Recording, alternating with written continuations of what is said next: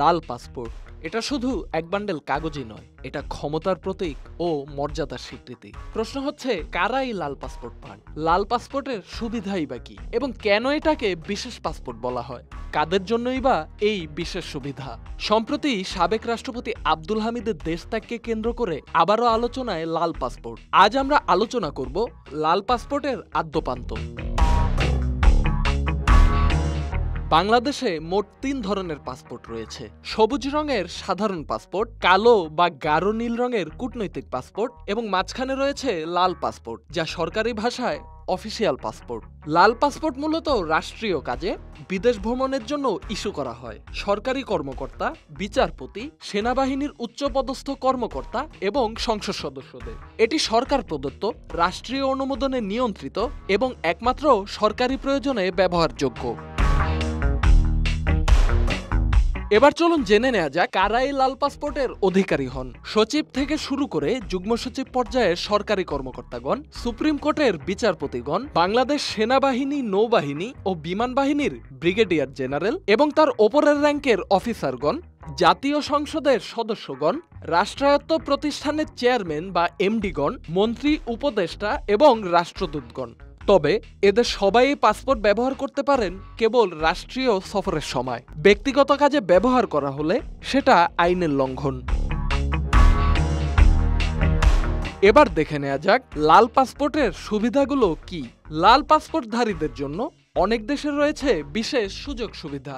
এই যেমন অনেক দেশের ক্ষেত্রে ভিসা ছাড় বা দ্রুত ভিসা অনুমোদন, আলাদা ইমিগ্রেশন করিডোর, দূতাবাস ও হাই কমিশনে অগ্রাধিকার সহায়তা এবং রাষ্ট্রীয় ব্যয়ে ভ্রমণ ও সরকারি খরচে থাকা খাওয়া।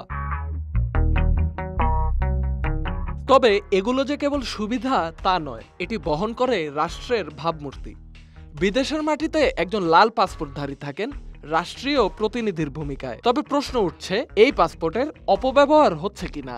সংসদ সদস্য থেকে শুরু করে বেশ কিছু আমলারা কখনো কখনো এই পাসপোর্ট ব্যবহার করছেন ব্যক্তিগত কাজে, যা সরাসরি আইনের লঙ্ঘন।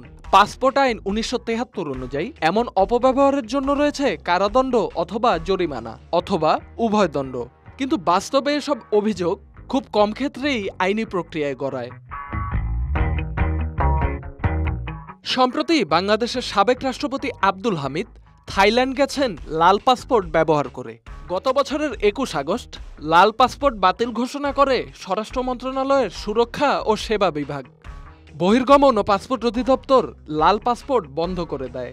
তবে রাষ্ট্রপতি, সাবেক রাষ্ট্রপতি এবং কূটনৈতিকদের লাল পাসপোর্ট বন্ধ করা হয়নি। ওই ঘোষণায় সাবেক প্রধানমন্ত্রী শেখ হাসিনা, সাবেক মন্ত্রী ও সংসদ সদস্য সহ ৯৭ জনের লাল পাসপোর্ট বাতিল করে দেয় সরকার। বিশ্লেষকদের মতে লাল পাসপোর্ট ইস্যু প্রক্রিয়ায় প্রয়োজন আরও স্বচ্ছতা ও জবাবদিহিতা। পাসপোর্ট দেয়া হচ্ছে, কিন্তু তার ব্যবহার ও পর্যবেক্ষণ ব্যবস্থা কতটা কার্যকর? প্রতি বছর কতজন কর্মকর্তা লাল পাসপোর্ট পান এবং তারা কতটি সফরে গেছেন, এর কোনো সুনির্দিষ্ট তথ্য নেই। বিশ্বব্যাপী ট্রান্সপারেন্সি এবং ওপেন গভর্নেন্সের যুগে এমন স্পর্শকাতর ডকুমেন্টের উপর নজরদারি জরুরি। তা না হলে জনমনে প্রশ্ন থেকেই যাবে। Dhaka express desk report.